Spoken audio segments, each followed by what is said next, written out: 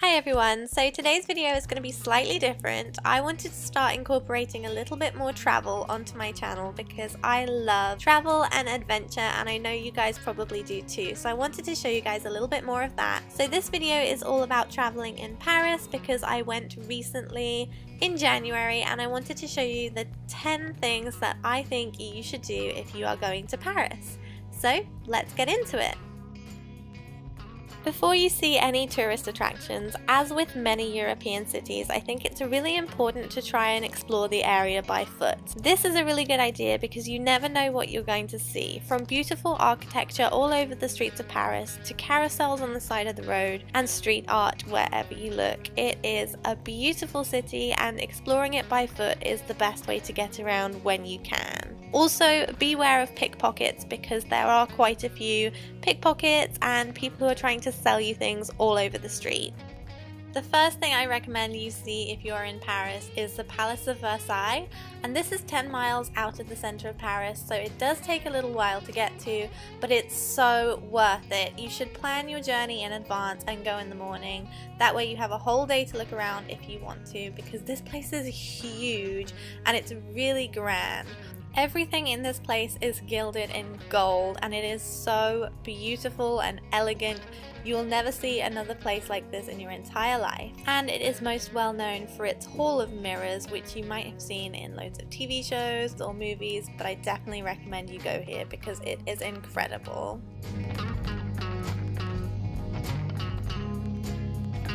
What is a trip to Paris without seeing its most notable landmark, the Eiffel Tower? It's absolutely huge and really beautiful when you see it in person. It's a lot bigger than you think it might be if you've never seen it before, especially when you get out of the metro station and it's right there straight in front of you.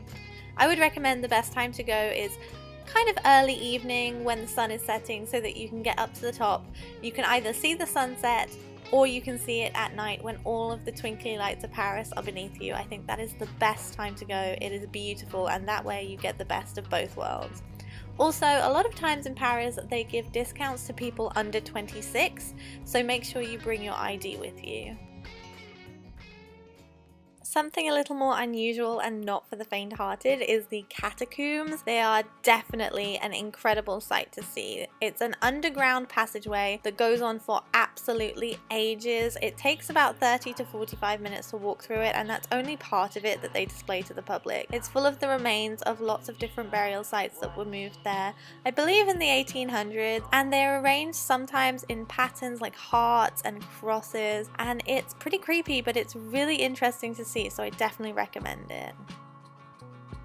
If you take a trip up Montmartre, you can see the Sacré-Cœur, which is one of Paris's most famous landmarks. It's in the north of the city, but it's a really nice trek outside of the city, and you get to go up those famous steps. There's a lot of vendors around here selling really cheap souvenirs compared to in the city, and you get some really beautiful views from up here, so I definitely recommend taking a trip up here, if not for anything else, but for the views. Plus, as you go through all of the winding corridors and down the steps, you can see lots of different street art, which is really interesting to have a look at. So if you're into street art, there's something for you to see here too.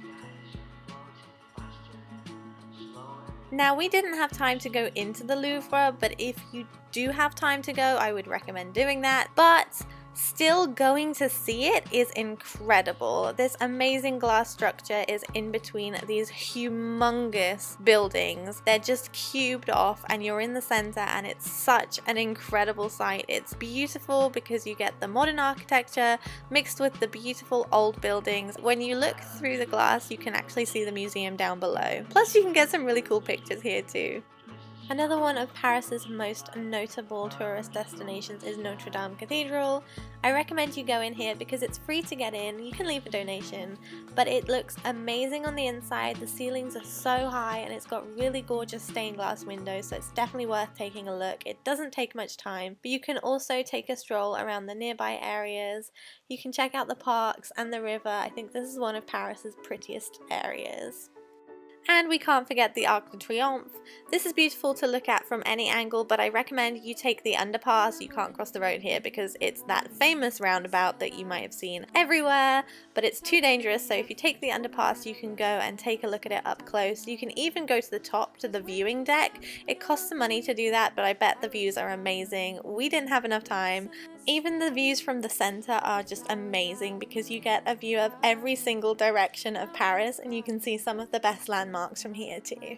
Something I think you have to try in Paris is macaroons, because that is traditional Parisian food, and you can go to Louderie, which is the most notable place to get macaroons, but I found some of the best macaroons on street corners and in little cafes, and they cost around €1.50 to €2 each.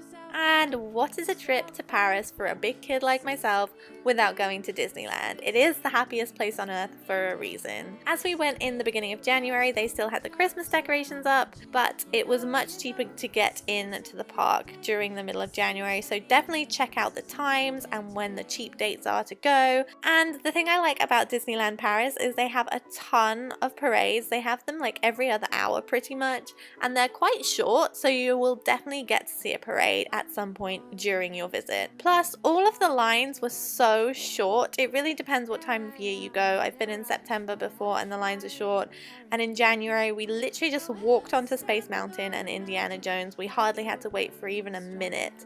Going in the off season can be difficult with the weather, but you definitely get the advantage of the wait times being much shorter. It's a great day out, and it's pretty cheap, like I said, if you go in the off season, and if you're a student and you have a student card, you can get a discount here too. Fingers tapping your toes, you are humming a tune. You know, this is a new day. This is a new day. This is a new day today. Change.